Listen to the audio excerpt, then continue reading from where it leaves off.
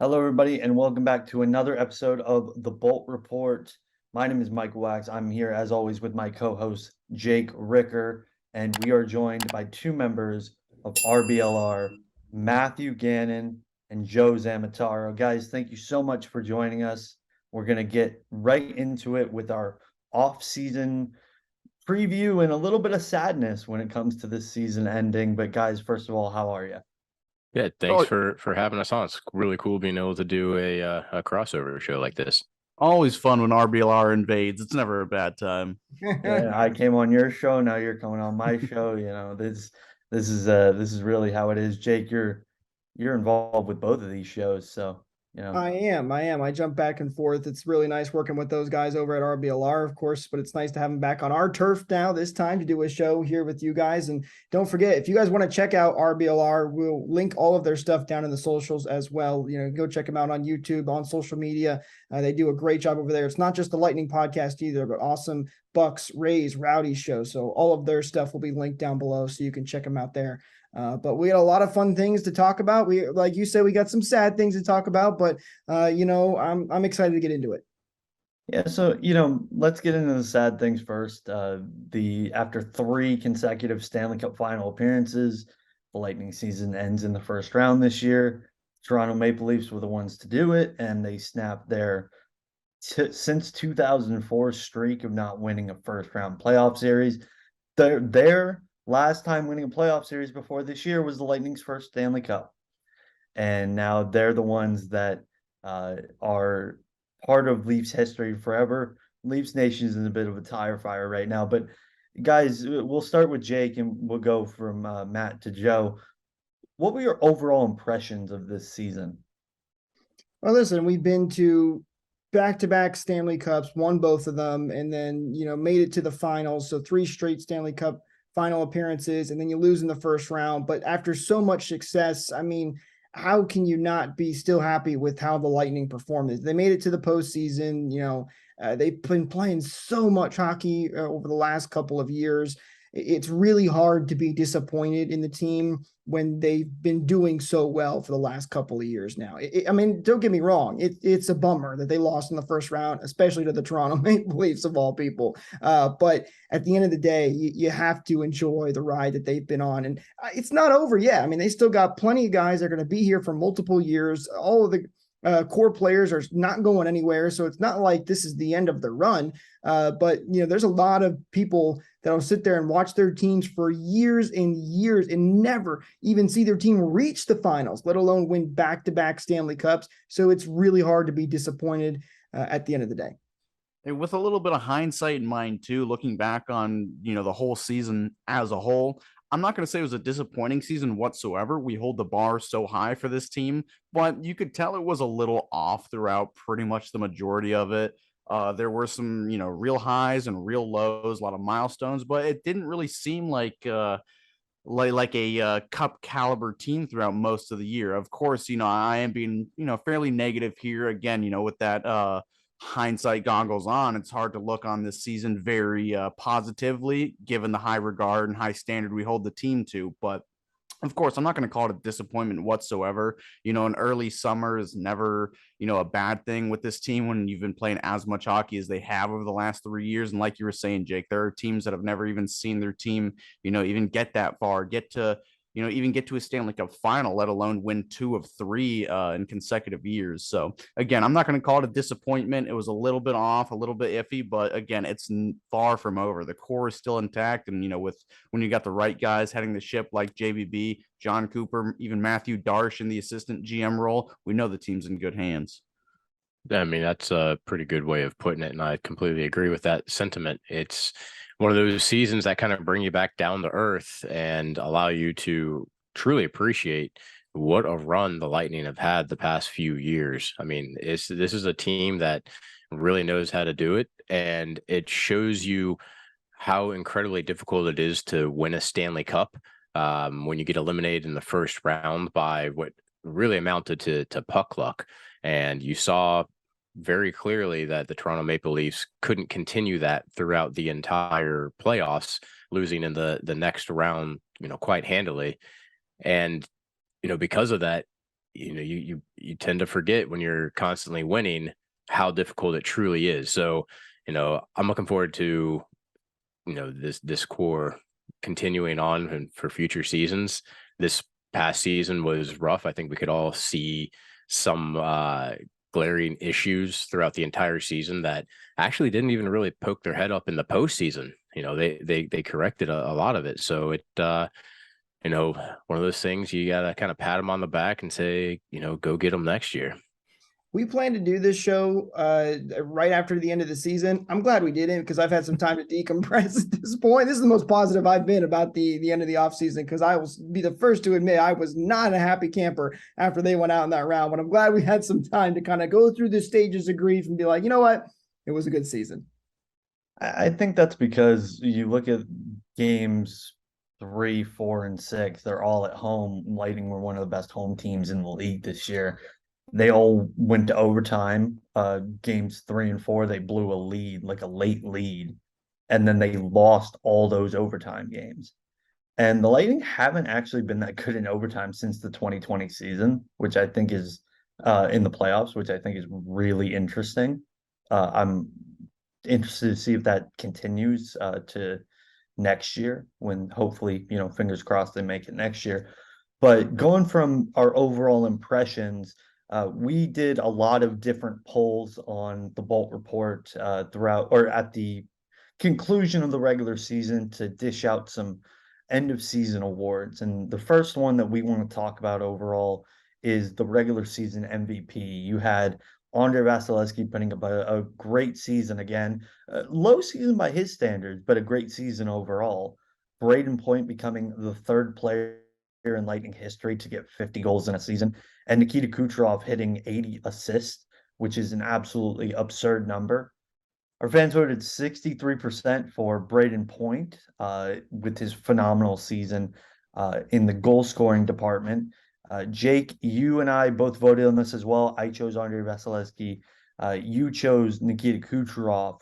But guys, overall, who do you think was the MVP of this season? I'll gladly take that up first. I think it was pretty clearly, in my opinion, Braden Point. He's somebody that the Lightning really, really missed him in the postseason last year. And without him, you see what a difference the offense, the way the offense looks without him. Nikita Kucherov is an amazing player. He's a magician with the puck. And there's no doubt that he drives offense as well. But the way that he does it is a little bit differently. He does it with really with his mind more than his effort level. And sometimes that can come back a little bit to bite you when it comes to the back check. He ended up getting benched, and that rejuvenated him, if you remember. But with Point, I really appreciate his two-way game and the threat he is when he's entering the zone with speed. He put up some amazing numbers this season, and he just continues to be, I think, one of the more exciting players to watch in, honestly, the entire NHL. And pound for pound or point for point, probably one of the most underappreciated players in the entire NHL as well. So I'll go with the masses in this one and say it's Braden Point. And it really is kind of a fool's argument. It could be either way with Nikita Kucherov or Braden Point. Again, you can throw your hat in for the Andre Vasilevsky vote as well, but I'm going to go with Nikita Kucherov. I mean, he is the heartbeat of the team's offense. Of course, his defensive game leaves a little to be desired, but again, I saw improvement leaps and bounds from Nikita Kucherov this year. And how do you improve on already being a top 5 player in the league? How do you get any better doing that, especially when you don't reach 128 points? It's crazy how he can still continue to flourish and become, again, the heartbeat of the offense of the team. The team only goes as far as Kucherov will take them. And I'm not at all trying to say that, he is the only person producing. Of course he's not, but Braden Point, again, he's got a huge case for himself. But Nikita Kucherov, he really, stepped up to that extra level this year. 113 points, despite it not even being close to a career high, is still an insane number for Nikita Kucherov. So I'm gonna have to go with him this year. He was durable. He stepped up when he needed to be. He Again, you stepped can up make a to wearing that A. That was a yeah. huge deal too, the leadership role. Great point. Very well said. I mean, that's a huge, overlooked part of his season as a whole is, wearing that A for, I want to say, pretty much the whole season. So no, I get probably 51% Cooch, 41% Point, but I got to give him that little edge. They're all great picks. I mean, you can't go wrong with any of them. I said Nikita Kucherov at the end of the season just because you look at all the points that he scored and the assists that he was able to create because he's literally a magician. But it's also hard to not agree with the fans here is saying Braden Point. I mean, the guy scored 51 goals, only one of them being an empty net goal, 95 total points. And how many games were we sitting there going, holy cow, Braden Point just got us on the board, just tied us the game. I mean, with the definition of MVP is most valuable player. If you pulled Braden Point off of the team this year, there's quite a few games I think the Lightning have trouble winning without Braden Point. So I think he is a fantastic pick. He really had an unbelievable year, and I hope he scores 60 next year. Well, Jake, you mentioned what the definition of MVP is, and every time I'm going to vote for the goaltender. Like, that is my reasoning for choosing Vasilevsky. Because, like you mentioned, you take Braden Point off the Lightning, yeah, they'd probably lose a couple of games. You take Andre Vasilevsky and put him with an average goaltender, especially with this year, with the save percentages going as low as they did across the league, the Lightning might not make the playoffs. I don't know if that's a hot take, but like they had a couple of games that they had no business winning because of Vasilevsky. They were not only in the game, but they were in control of the game because he made so many good saves. And you can look at that playoff run and think, he could have been a little bit better and he turned it on a little too late. But you look at a lot of the goals that were scored against him and the team in front of him was just not good enough. And throughout the season, whether it was on the Twitter account or just private conversations, I was not happy with the Lightning's defense. And I think it needed major work. And we'll talk about that in our offseason preview. But we want to do one more round robin when it comes to awards that we did do, and then a couple of awards that we actually didn't do. So it comes up with some new topics for everybody. We pulled the game of the year. For a lot of people, it was that game against Boston that we won 3-2 in regulation. For Jake, it was also that game against Boston. For myself, it was the 2-1 shootout win against New York, where Vasilevsky and Shesterkin put on an unbelievable goaltending clinic. Probably one of the NHL games of the year, not just Lightning games of the year. But I'm curious for you guys, what was your game of the year? That's a tough one for me because it really, I have two schools of thought with it. It's like, which game did I enjoy the most and which game was the objective best game of the year? So I know one off the top of my head that still almost kind of haunts me to this day because it was so back and forth. It had me, my heart pumping, racing the whole time. And, at the end of the day, it's kind of an inconsequential game, but it was earlier this season. It was a win against Ottawa. It was the one where Matthew Joseph scored the shorthanded 5-on-3. There were a couple of lead changes, a couple of shorthanded goals. It was just a really rough game. And right at the end of the game, Brady Tkachuk had a breakaway with like a second left and fires it wide. If you guys can remember that game, you would know how flustered and upset I was with the game. But, I almost called an emergency RBLR podcast just to discuss that one game. So to me, again, it might not be the most, consequential game of the season, but it was the one that stuck with me as the most entertaining and fast paced and crazy tear your hair out style of hockey. Yeah, I definitely remember that one well. And that was where Stamkos, with only a couple seconds left, basically just gave Tkachuk the puck and allowed him to skate in. And oh my God, was that not painful to watch? Yeah, that's a pretty good choice. I personally think that Rangers game is probably the best game of the season overall. That battle between Shesterkin and Vasi, just time and time again, has proved to be so incredibly entertaining. Both of them rise to the occasion.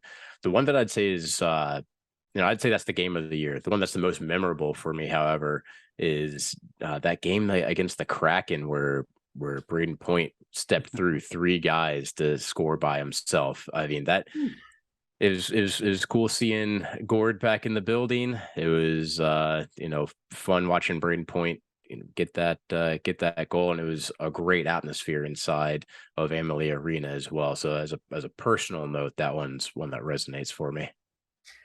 All great games, but I'll tell you, you know what some of the common denominator is between these great games, in both the Boston game and the New York game. The Lightning were wearing their reverse retro jerseys. So love them or hate them, the Storm jerseys brought some awesome games to Amalie Arena. The Boston game for me was just so great, just because, I mean, Hagel's Selly, he was playing really well. You got Braden Point in the mix, then Edmonds last minute heroics. I mean, well, it wasn't quite last minute, but late in the game to come back and beat Boston of all teams, the big top dog in the league for so long, and the Lightning were able to show some of their weaknesses, I think. And that was a really fun one. But there were a lot of great games. I think both the ones you guys picked were really good too. I'm not surprised Matt picked one where there's a lot of superstar on the other team, because he's the guy that loves to talk about the other players all the time. But that, Matt, you're absolutely right. That one did give me a couple of heart attacks in that game. Oh yeah, just a couple though. Just I think one that goes under the radar a little bit, and it's not necessarily the most exciting game, and not a lot of people are going to remember it because it was game 82. But that final game where Point gets number 50 and 51, Mikey Nisimont gets on the board. I remember that being a pretty monumental game in terms of accomplishments, not necessarily in terms of play style, but there were a lot of accomplishments that happened in that game. And the Lightning had some really, really nice victories this year.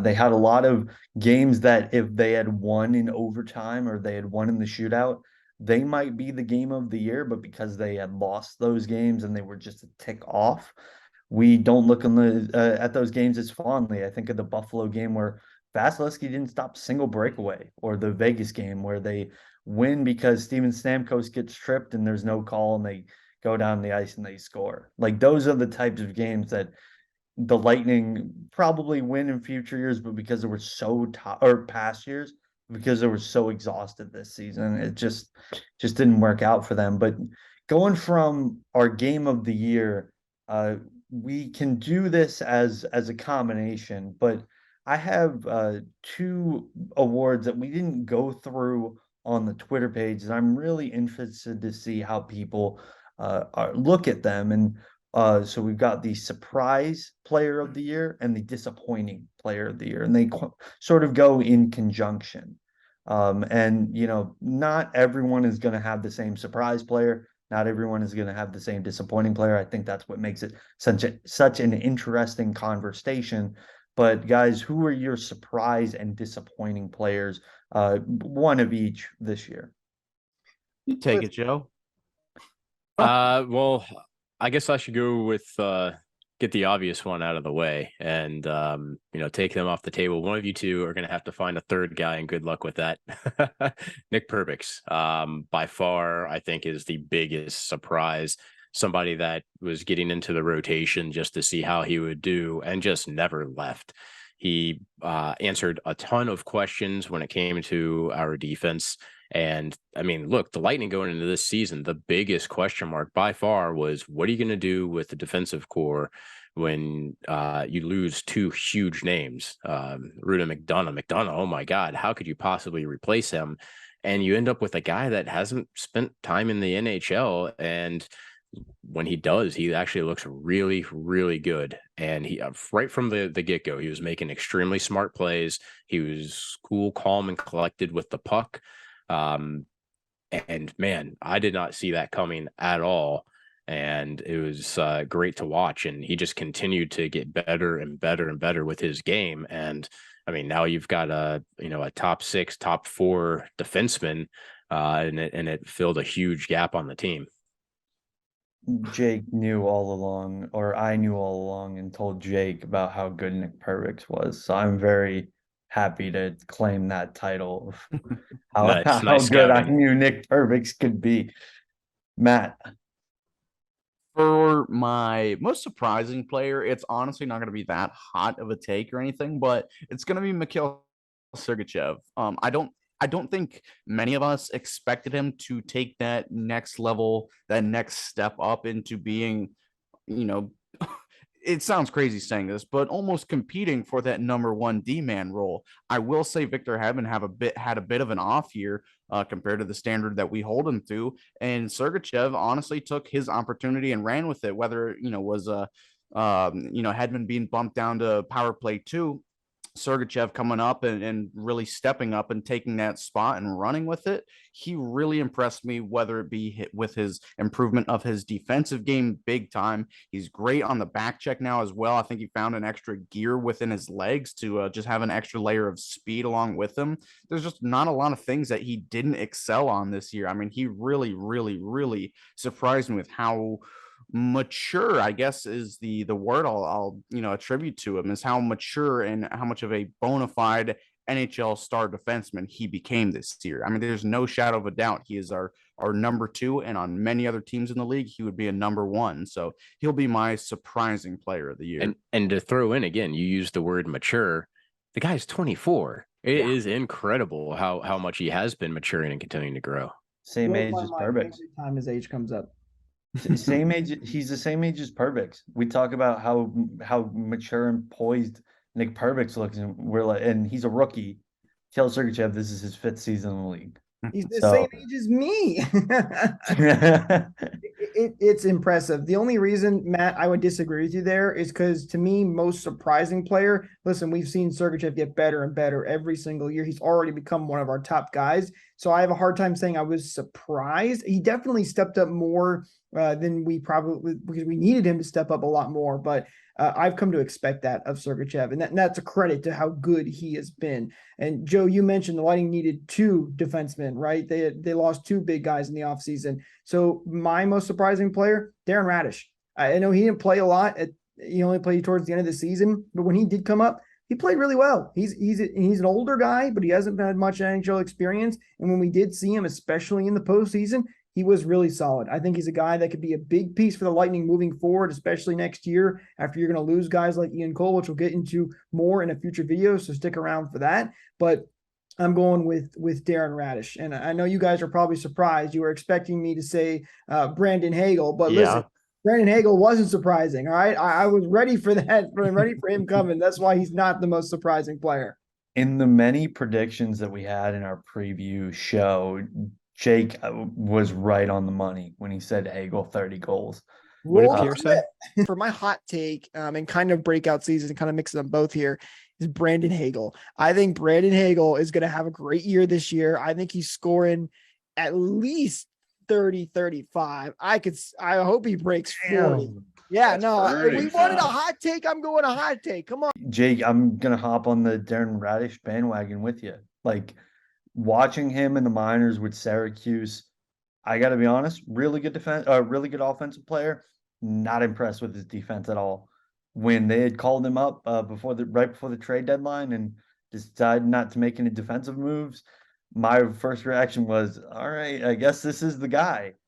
And the first game that he plays, he gets absolutely destroyed by the Penguins on multiple occasions. And not gonna lie, was a little bit worried, but he was fantastic. Like, he was great this season. He got better and better at the NHL level. And quite honestly, he was probably, if not for a certain injury, would have been our 3rd best defenseman in the playoffs. But he was probably our 2nd best defenseman behind Mikhail Sergachev in that Toronto series, with that goal in Game 3. Which, man, I wish we could look at that goal more fondly, but again, that's getting into sad territory. I don't want to do that.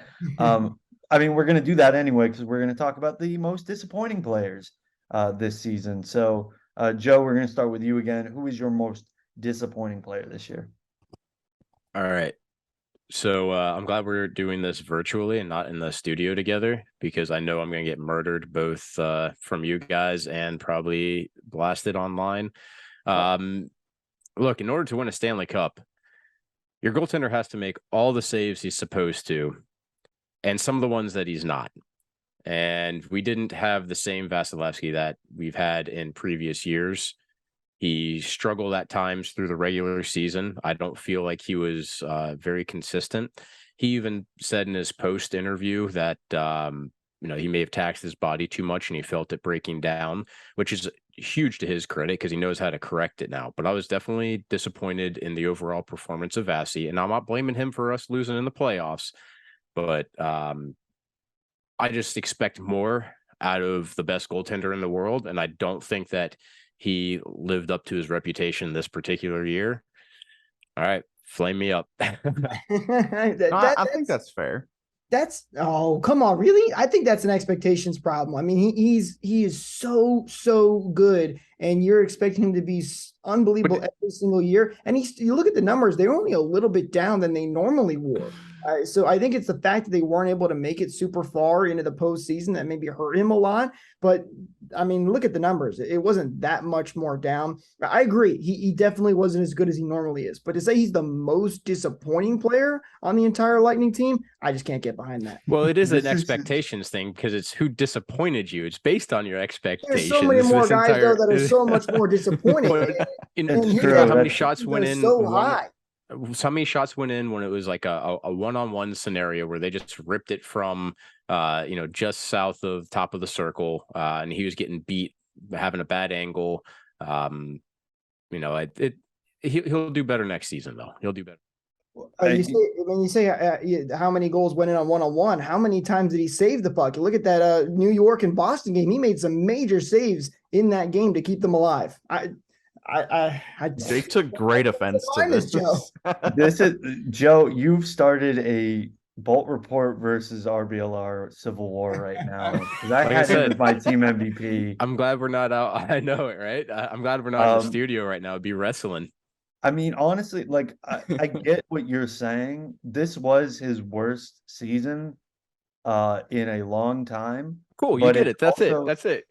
It's also his lowest save percentage since 2015, 2016. Like, can we lay off on the kid a little bit? Like, he was good this year. Let me switch it to a less controversial topic. I think everybody will agree with this one, at least to a certain extent. It might be a little unfair, but Nick Paul, I was ranting and raving. He had a white hot start to his Lightning career, and then to this season specifically. I think he beat his career high in goals at 16. He scored 17, and he got that career high, and then it just kind of vanished. I'm not sure what it was. I think Joe, on the report card, you said it was the reemergence of Anthony Cirelli into the lineup, which really kind of second versus third line minutes. It really did stifle Nick Paul, but I didn't think he would, vanish kind of like that. It was every game where I would, be almost expecting an amazing play from him. Like you guys heard how much I was just raving about him until I was red in the face, just how much I love Nick Paul. I was saying how he looks like one of the best players in the NHL early in the season. I mean, he was making insane plays, and then it just seemed to fall off even further and faster. I don't know what, it's got to be something more than just, that second versus third line minutes and who he's playing with. It's got to be something a little bit more than that. But to me, I mean, the fall off was immense. I don't know if it was injury or confidence, whatever it might be. At least we know that he has it in him. He has those skills in him. But to fall off that hard, that high, it really is hard not to call him a disappointment. But I do think he could bounce back. But yeah, that's definitely the disappointing player to me. I think that's a little less controversial than Vasilevsky. Well, you know what? I mean, look, this is how we love our guys and how good they have been and how high our expectations are. The fact that we are talking about Andrei Vasilevsky possibly being a disappointment, because Joe's right. I mean, he didn't have a season as good as he normally has. But the fact that we're talking about him being a possible disappointment shows how good these guys are and how big of an expectation that they've worked up for themselves. Matt, I do agree that Nick Paul's a good pick there because he had such a good start to his career. You talked about in the playoff last year, and it felt like he was snake bitten this year. I don't know if he was just gripping his stick a little bit too tight, if he needs a new change his skates out or something. I don't know what it was, but he did the opposite of Brandon Hagel, right? Brandon Hagel took a little bit of time to ramp up into his comfort level. Nick Paul got hot quickly and then kind of tailed off a little bit. So I think he'll come back next season a lot. But I 100% agree with you. For me, I'm going with a guy that I know JBB agrees with me. And here's how I know why, because he's not even on the team anymore. And that's Vlad Nemestikov. And Nemestikov was a guy I had some high hopes for, especially after the preseason that he had. I mean, he scored 5-6 goals in the preseason. He looked great. And then just nothing the entire regular season. It was super disappointing because we've seen what he can do for the Lightning before when he was with us those years ago. But he wasn't really able to do anything this year, unfortunately, and he was traded. And I think the trade benefited the Lightning in getting Mikey Eastimont. So I wish him nothing but the best, but he was definitely my pick for most disappointing. I like that one a lot, honestly. Yeah, I mean, I actually kind of forgot about him, Yeah, sadly same. enough, because he had a very unmemorable season when, I think we said on RBLR a few times, like that was my prediction. Like, all right, this is his coming out party. He's gonna show up and do something, and then nothing, just nothing. And he had his chances. He had plenty of opportunities with the puck on his stick, and just poor guy couldn't buy a goal. We said the same thing, or by we, I mean I said the same thing on our show. I'm very disappointed. I have his jersey. It was a very tough year for me. But I don't know if this is you talk about earlier when it comes to Vasilevsky, it's all about expectations and past results. And for this player in particular, I know he went through a lot this season, but he was really good last season, and I think age has finally caught up to him. Pierre-Edouard Bellemare, for me, was one of the more disappointing players. I'm happy he scored in the playoffs. I'm happy he scored that big goal after a family tragedy that he had with his mom. But just overall, he wasn't as good defensively. He wasn't as good on the penalty kill. I always felt last year when the fourth line was out there, especially in the playoffs, that they were going to generate chances. They might not score, but they were definitely going to get puck possession and get those chances on goal and free space up for everybody else.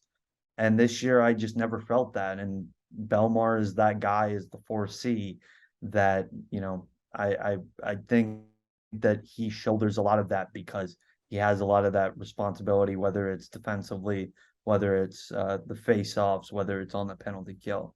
So for me, Pierre-Edouard Bellemare, I'm very happy that he was a member of the Lightning. But as we'll get into later, it doesn't seem like a scenario where he's going to come back, and this year it sort of ends on a down note. Yeah, that is a rough one. I was calling him out pretty much all season, and he didn't have a lot of help either. I was considering putting Patrick Maroon on the list, and went with the hot take instead. Belly didn't have the support that he had last year with Maroon playing well, and like you said, that season was not his best showing. One thing to consider too is that fourth line, at least the school bus line, was broken up for a good portion of this year. Maroon did get bumped up to the third line for a good chunk of it as well, but it did seem like that fourth line, when they were together, lost a bit of their mojo and then a little bit of their identity. Not everybody playing on the same wavelength. Some guys would have good nights simultaneously. Some guys would have bad nights. But yeah, I do agree with you, Michael. Bellemare was kind of me and Joe's whipping boy early this year. I think he did pick it up later in the season, but again, not to not to a good enough standard not to call him a disappointment. You bring up the school bus line being broken up at times this year, and last year it was broken up basically throughout the entirety of the playoffs. Riley Nash was on that line instead of Corey Perry, and they were really good. I just don't know why they couldn't be as good this year with people like Cole Koepke. Again, I think Gabe Fortier had a game on there. Vlad Nemestikov had a couple games on there. Mikey Eastimont had a couple of games on there. Like, it just never gelled. Just overall as a fourth line, I would have agreed, Joe, about that Pat Maroon take, but you decided to go with the hotter take instead. Well, I mean, it supports you with Belmar, right? Like he wasn't playing well and he couldn't rise to overcome the mediocrity that you're seeing out of Patty. Maroon embraced his enforcer role this year. I think was top 3 in fights in a season for the Lightning. I was looking at that earlier today. And I don't think he won a single one of them. He's a big bear hugger. I don't know. He Hey, you probably don't had have his. to win fights to be a good enforcer. You just got to rough up the other team. He's a great chirper. That's what he's known for. He's good He's at a making glue them guy. cry. He's good at making the guys cry off the ice in the locker room. Yes, he is. Well, guys, that is going to be it for this one. Stay tuned. We've got some other videos coming out, including an off-season preview and a trivia game that we're going to play with Jake, Matthew, and Joe. But for this one, I've been Michael Wax here with Jake Ricker, Matthew Gannon, and Joe Zemitaro. And we will see you in the next video. Don't be afraid to like, share, and subscribe.